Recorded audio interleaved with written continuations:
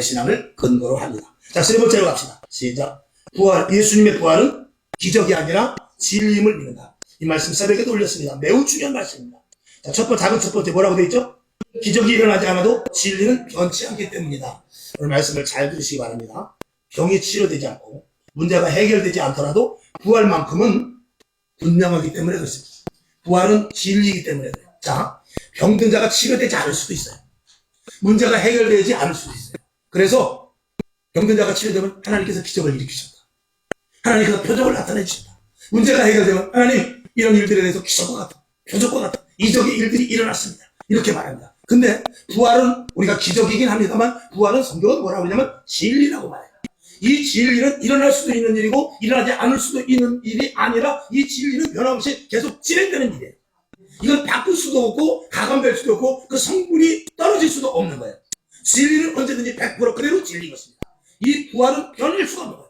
이 부활은 이거 기적의 사건이네가 아니라 부활은 예수 그리스도께서 나는 부활이요 생명이니 예수님 자체가 부활이요. 예수님 자체가 생명이기 때문에 이 부활은 예수님이기 때문에 진리로 이어지는 일인 것입니다. 그러니까 예수님께서 십자가에 못 박혀 죽으시고 그리고 무덤 속에 들어가셨다가 3일 만에 부활하신 것은 이건 기적의 사건이 아니라 그건 하나님께서 이미 약속하신 진리의 말씀 속에서 이루어진 하나의 자연스러운 사건이란 말입니다.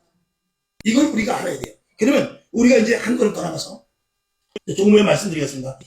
하나님의 창조는 기적이 아니고 하나님의 진리 속에서 이루어진 것이에요.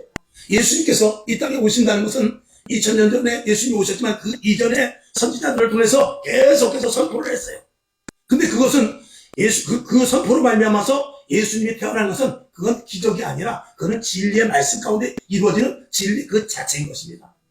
그런 건 마찬가지로 하나님께서 하시는 모든 일들이 우리는 기적이다 그러지만 어떻게 보면 하나님이 하시는 모든 일들을 저와 여러분이 기적으로 생각하지 마시고 제가 설교할 때는 어떨 때는 여러분이 기적이 나타나길 원합니다. 표적이 일어나길 원합니다. 이적이 일어나길 원한다 이렇게 말하면 사실은 거기서부터 한 차원 넘어가서 할렐루야 한 차원 넘어가서 기적이 일어나고 표적이 일어나는 이런 일들이 하나님의 진리 속에서 행하여지는 자연스러운 일이 될 수 있기를 주님의 이름으로 축원합니다. 그러니까 한 걸음 더 나가서 본적으로 얘기해서 사도행전 교회에서 죽은 자가 살아나고 안진뱅이가 일어나고 병든 자가 고쳐지며 그리고 놀라운 역사가 나타난 것은 그것은 기적이 아니라 하나님의 일들 속에서 자연스럽게 일어나는 일이고 그리고 그런 일이 일어나지 않았을 때 오히려 진리가 거역되는 것이다라고 생각하는 것이 옳은 줄로 믿습니다.